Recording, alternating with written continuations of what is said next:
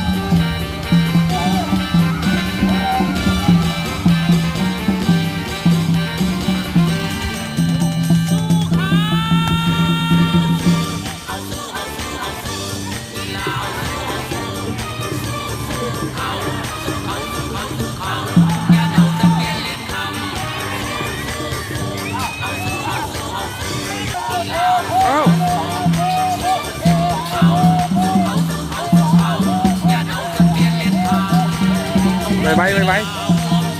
เดี๋ยว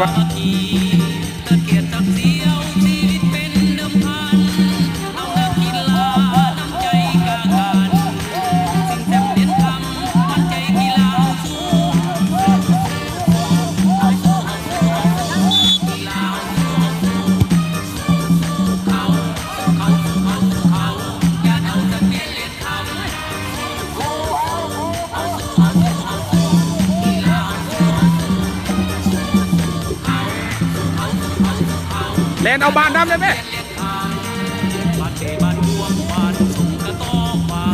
บอลเล่เอาได้จับยิงรอดโอ้ยคือเปล่าเนี่ย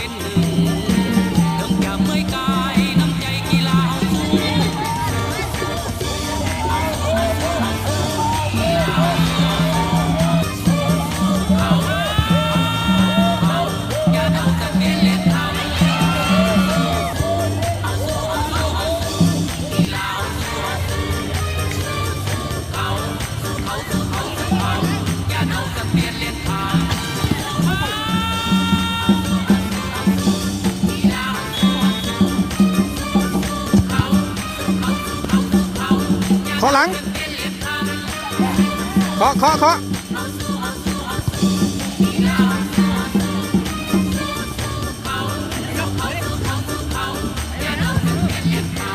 ทืมเลยแม่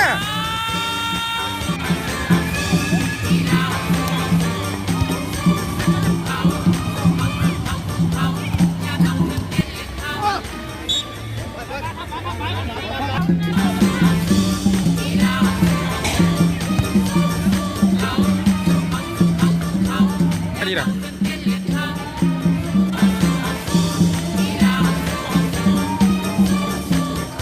อ้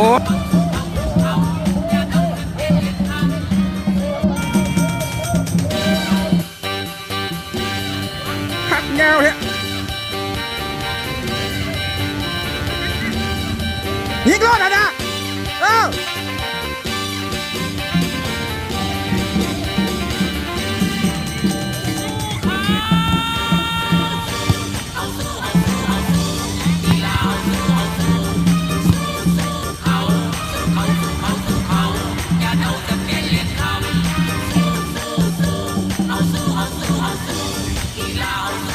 เออ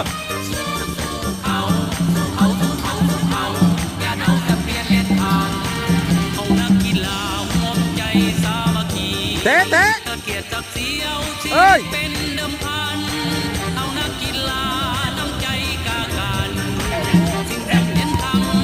ยิงรอดยิงรอดยิงนะแม่เติมยิงนะแม่นะโอ้ย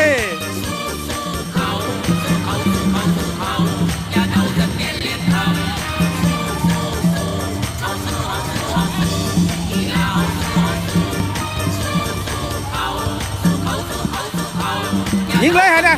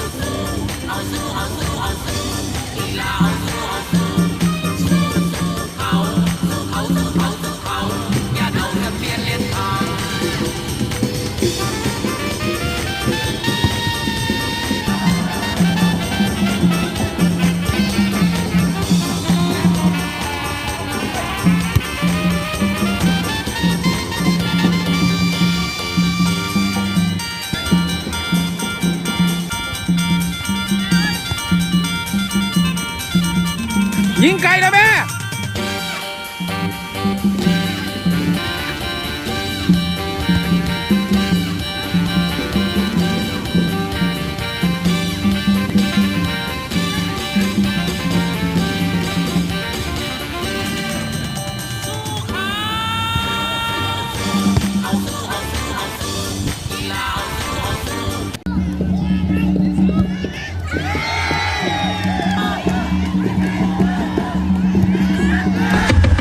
Okay. Yeah.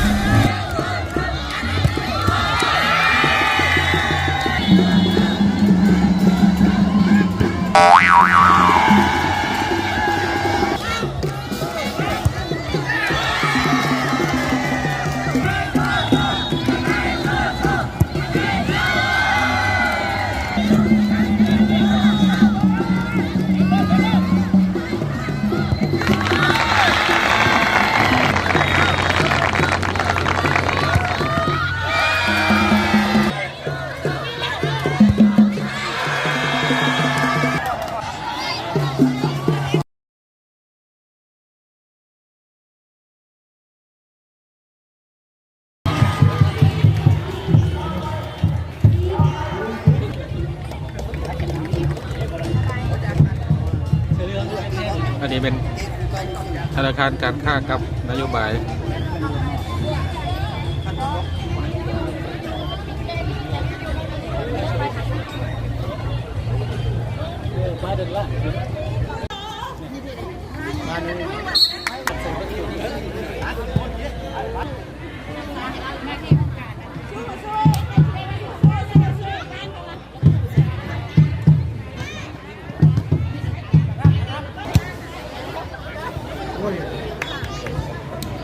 ระหว่างธนาคารนโยบายกับธนาคารการค้าประเทศต่างประเทศสมคำว่ากีฬาพิมิตรภาพบ่มีใครกินไผ่บ่ลงเอ้า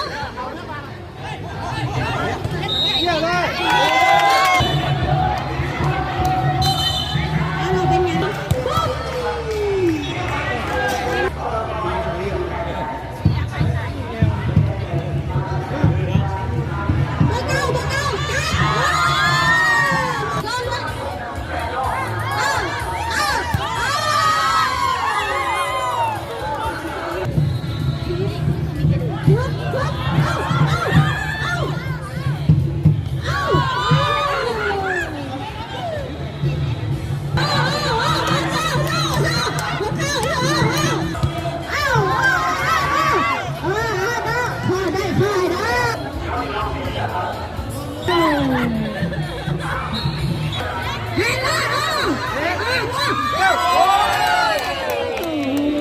ประชาสัมพันธ์ทั้งกองเชียร์ยิงประกาศหาอันไอ้น้องชายนะหัวหน้าราชนีเชิญทางนี้เด้อหัวหน้าราชนี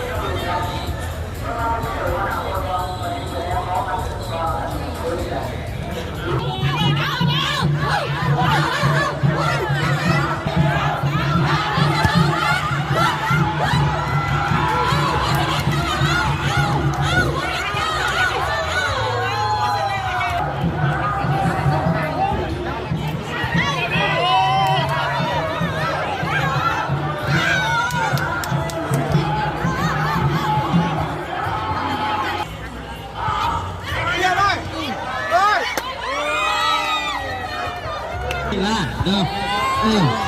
กันอันนี้กับผ้าอันนี้ฟานจี้มาอยู่ข้างหลังของการอยู่สายสู้ได้ใช่ไหมทางเดียวนี่ที่ว่าเนาะก็เลยว่ายังให้ได้เสียประตูไว้ได้หน่อยนึงเพิ่นว่ากระบอกเป็นยังเนาะเพิ่นว่านโยบายเพิ่นว่าเดี๋ยวนี้ลิฟต์ของ